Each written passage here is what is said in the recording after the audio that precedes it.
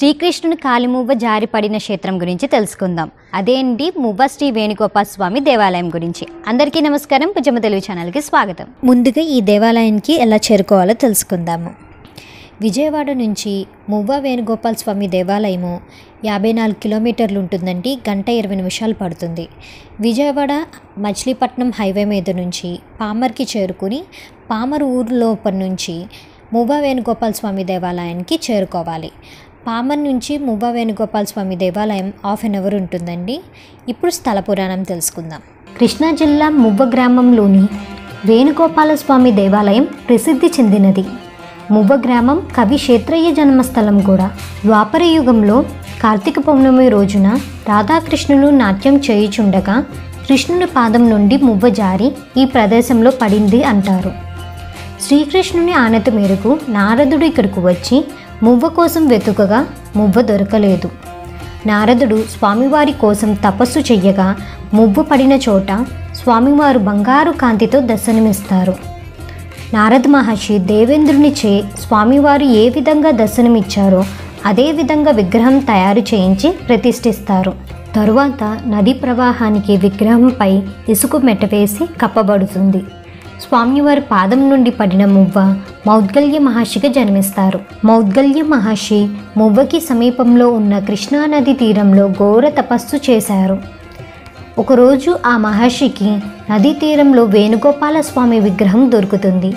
ఆ విగ్రహాన్ని స్వామివారి అనుగ్రహంగా భావించారు మౌద్గల్య మహర్షి. దానిని స్వామి ప్రతిరూపంగా తలిచి నిత్యం పూజించేవారు. క్రమేపీ మౌద్గల్య మహర్షి కొలిచిన ఆ విగ్రహం చుట్టూ ఒక ఆలయం రూపొందింది. వేణుగోపాల స్వామి విగ్రహం చాలా ప్రత్యేకమైనదని చెబుతారు. స్వామి వెనుక ఉన్న మకర తోరణంపై దశావతారాలు ఉన్నాయి. స్వామివారి పక్కన రుక్మిణి సత్యభామలు కూడా దర్శనమిస్తారు. చేతిలో వేణువుకు గాలి ఊదే రంధ్రాలు కూడా స్పష్టంగా కనబడతాయి. ఈ విగ్రహం ఇసుక నుంచి ఆవిర్భవించింది కావడంతో కాలక్రమంలో కొంచెం దెబ్బతిన్నింది.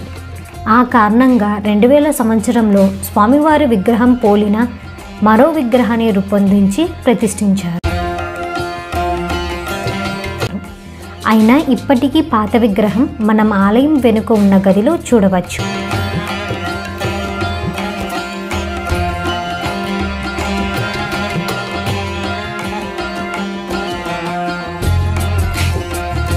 ఆలయ ప్రాంగణంలో ఆంజనేయ స్వామి వారి ఉపాలయం కూడా ఉంది. స్వామివారి కుడి చేతిలో ఖడ్గం, ఎడమ చేతిలో సంజీవుని ఉంటాయి. ఒక పక్కన కోరుకున్న వరాలను అందిస్తూనే మరో పక్కన దుష్టులను శిక్షిస్తాడనేందుకు సూచనగా స్వామివారి చేతుల్లో ఖడ్గము, సంజీవుని రెండూ కనిపిస్తాయి. మువ్వ పేరు వినగానే వేణుగోపాల స్వామి ఆలయమే కాదు, ఆ స్వామి మహత్తుతో అద్భుతమైన పదాలు రాసిన క్షేత్రయ్య కూడా గుర్తుకొస్తాడు. క్షేత్రయ్య పెద్ద పండితుడేమీ కాదు.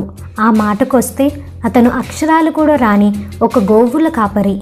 కానీ నిత్యం మువ్వ గోపాల స్వామిని సేవించుకునేవాడు.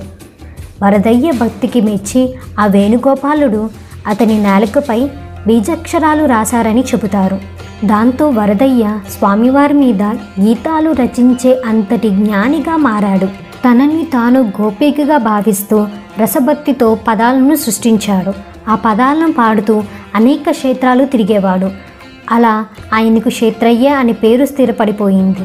మువ్వ వేణుగోపాలుడిని దర్శిస్తే ఎవరి జీవితమైనా తరిచిపోతుంది అని చెప్పేందుకు క్షేత్రయ్య జీవితమే ఒక ఉదాహరణ. మరెందుకు ఆలస్యం, ఒక్కసారి వీలు చేసుకుని మువ్వకి వెళ్ళిరండి. మువ్వ గ్రామానికి దగ్గరలోనే కూచిపూడి నాట్య జన్మస్థలం కూచిపూడి గ్రామం కలదు. ఇంకా ఇక్కడ దగ్గరలోనే శ్రీకాకుళ ఆంధ్ర మహావిష్ణు దేవాలయము మరియు పార్వతీ జలదీశ్వర స్వామి ఆలయం గల ఘంటసాల గ్రామం కూడా కలదు. పార్వతీ సమేత శ్రీ జలదేశ్వర స్వామి దేవాలయం మీద ఆల్రెడీ వీడియో చేశానండి. ఎవరైనా చూడకపోతే ఎండ్ కార్డులో ఇస్తాను, తప్పకుండా చూడండి.